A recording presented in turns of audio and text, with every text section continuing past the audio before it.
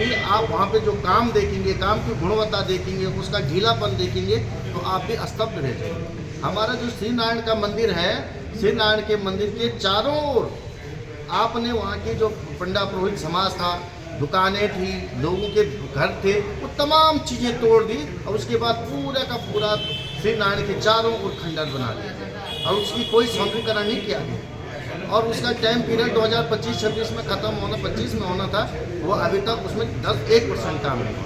दूसरी बात है कि आपने जो श्री नारायण के दर्शन के लिए जो श्री नारायण पथ जो जाता है, उस पथ का जो जिससे हजारों लोग जाएंगे और 22 तारीख को लोग रात को पहुँच जाएंगे, उस पथ का निर्माण काम ही शुरू नहीं किया। और जब मैंने कहा क्यों किया जा रहा, तो वहाँ पे देखा कि मैं वहाँ पे केवल और केवल वो कह रहे अस्थायी व्यवस्था की जा रही। मैं आप ये बता दीजिए उस नारायण पथ का आप कैसे अस्थायी व्यवस्था कर सकते हैं? आपने पूरे का पूरा रास्ता तोड़ दिया, दुकानें लोगों की तोड़ दी।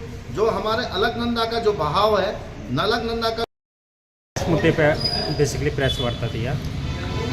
देखिए, जो चार धाम की अव्यवस्था है, लेकिन आप जानते हैं कि जो बद्रीनाथ विकास प्राधिकरण जो मास्टर प्लान हो रहा है, वो माननीय प्रधानमंत्री जी का ड्रीम प्रोजेक्ट है, पीएमओ की निगरानी में हो रहा है। उसके बावजूद भी वहाँ पे काम 3 साल में क्या वहाँ पे 30% काम नहीं हो पाया है। श्री नारायण के चारों ओर जो पंडा समाज हमारा रहता था, लोगों के मंदिर थी, दुकानें थी, तमाम चीज़ों को तोड़ दिया। उसके बाद खंडर बनाया गया, कोई काम वहाँ नहीं हो पा रहा है। अभी जो यात्रा शुरू हो रही है, जो हमारा देव पथ है, जहाँ से लोग यात्री दर्शन करने के लिए जाएं, श्रद्धालु जाएंगे, उसका निर्माण नहीं हो पाया। उसको लेके मेरा ये कहना है कि रजिस्ट्रेशन की जो सुविधा है, उसको यहाँ पे कैपिंग जो व्यवस्था जो आपने सीमित संख्या कर दी, उसको ख़त्म करने का काम किया जाना चाहिए। जो हमारे ड्राइवर हैं, चालकों को, उन चालकों को आपने जो 5-6 दिन का ग्रीन कार्ड लेते उसको 6 महीने का देना चाहिए, क्योंकि यहाँ पे जब कहीं पे ड्राइवर चले गया, रास्ता टूट गया, कहीं दिन रुकना पड़ता, वो व्यवस्था ऑफलाइन की रजिस्ट्रेशन की व्यवस्था होनी चाहिए। उसके अलावा हमारे जो पंचधारे वो ख़त्म होने के अस्तित्व में,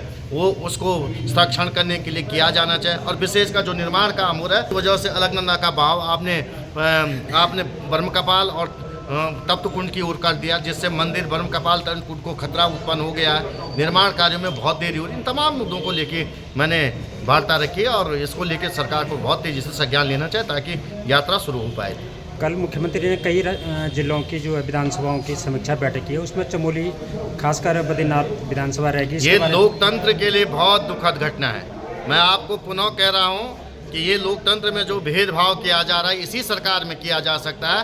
ये समीक्षा बैठक डीएम की अध्यक्षता में हुई थी और वहाँ पे स्थानीय 2 विधायक को बुलाया गया और उसके बाद 14 में से 13 विधानसभा के विधायकों को आपने श्रीनगर में समीक्षा बैठक की बातें कही है, लेकिन विपक्ष के विधायक को न बुलाना, कहीं ना कहीं सरकार घबराई हुई है। सरकार अगर अच्छे काम कर रही होती तो उनको ये डर नहीं होता कि विपक्ष का विधायक आपके कार्यों पे प्रश्न चिन्ह उठा सकता है। इसलिए सरकार अकाउंटेबिलिटी नहीं रखना चाहती, उसकी कोई अकाउंटेबिलिटी नहीं, केवल और केवल अपने कार्यों की वाहवाही करने का सरकार का लक्ष्य है, उनका लक्ष्य काम करना नहीं।